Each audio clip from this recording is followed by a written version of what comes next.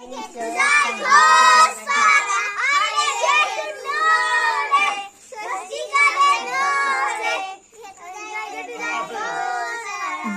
তারপরে।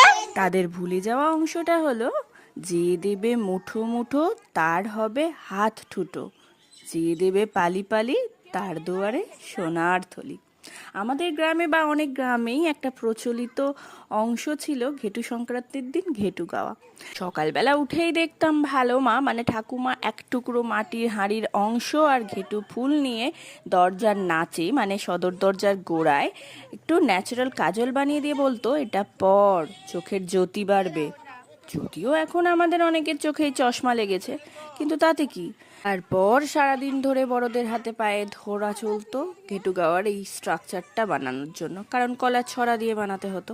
এরপর সন্ধ্যা হলেই একটা হ্যারিকেন আর একটা ব্যাগ নিয়ে বেরিয়ে পড়তাম চাঁদা তুলতে। আমরা কে কে করতে